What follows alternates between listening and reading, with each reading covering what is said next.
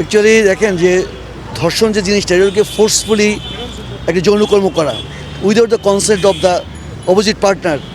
এবং এখানে আমরা যে দেখি যারা ধর্ষিতা তারা অধিকাংশ শিশু, অক্ষম, দুর্বল। এই দুর্বলের প্রতি সবলের যে অত্যাচার ওরই একটা রূপ এটা।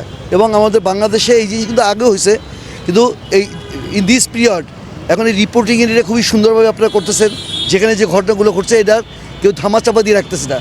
আগে যেভাবে মনে করেন আগের সরকারের যে বিভিন্ন বাহিনী ছিল তারা এগুলো লুকাই ফেলতো, ধামাচাপা দিত।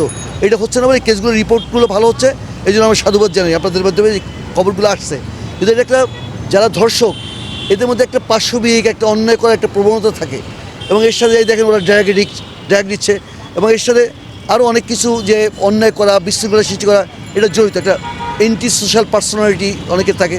তো কাজে এই জিনিসগুলো একটা প্যাকেজ। আমরা যদি মাদক বন্ধ করতে পারি, মাদকের চাষ না হয়, মাদকের অ্যাভেলেবিলিটি কমে, এদেরকে যদি সুস্থ বিনোদন দিতে পারি, এদের মধ্যে যদি নৈতিক যে একটা শিক্ষা, ধর্মীয় শিক্ষা এগুলো যদি তাদের মধ্যে দিতে পারি, তাহলে দেখা যাবে যে এই লোকগুলো আর এই পথে যাচ্ছে না। তো কাজেই এটা একটা সামগ্রিক বিষয়ে দেশের যে রাজনৈতিক এবং সামাজিক যে অস্থিরতা এরই একটু উপসর্গ হচ্ছে এই রেপ। খুবই প্রাসঙ্গিক প্রশ্ন। আসলে এইটা মানে ভাষায় প্রকাশ করার মতো না। ওদের মনোজগতে যে আপনি দেখবেন যে শ্রাবণ মাসে দেখবেন যে যখন একটু ঝড় হয়, এই মেঘ দেখছেন আবার মেঘ বিলিয়ে যাচ্ছে, আবার আবার আবার বৃষ্টি হচ্ছে, আবার কালো মেঘ আসছে। ওদের মনোজগতে ওই রকম মেঘ, আধার, আলোর খেলা চলতে থাকে। প্রথমত ফিজিক্যালি যখন এই যে টর্চারটা হয় তাদের ফিজিক্যালি কিছু প্রবলেম হয় এবং মানসিক প্রবলেম সবচেয়ে বেশি হয়, যে তার অনেকটা পাগলের বোধ হয়ে যায়, সাইকোটিক হয়ে যায়। তার নিজেদের আইডেন্টিটি অনেক সময় ভুলে যায়, who she is, where from she is, এগুলো সে ভুলে যায় অনেক সময়।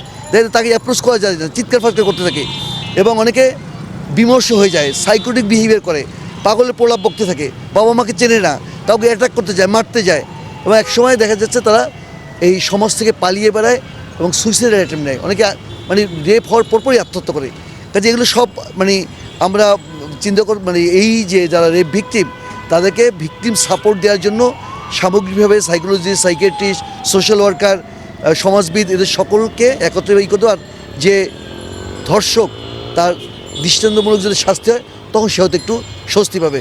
তবে এই ট্রমাটা সে বহন করে নিয়েই চলে। একটা কথা যে পিটিএসডি, স্বাধীনতার সময় যারা মুক্তিযুদ্ধ করেছে বা এই মুক্তিযুদ্ধ যারা দেখেছে, ওই অন্যায়, অত্যাচার, রেপ যারা দেখেছে, তাদের পরবর্তীতে এই পোস্ট ট্রমেটিক স্ট্রেস ডিসঅর্ডার এটা হয়। অন্য এক সময় অন্য কিছু দেখতে গেলেই তখন তাদের এই উপসর্গগুলো বেরিয়ে আসে।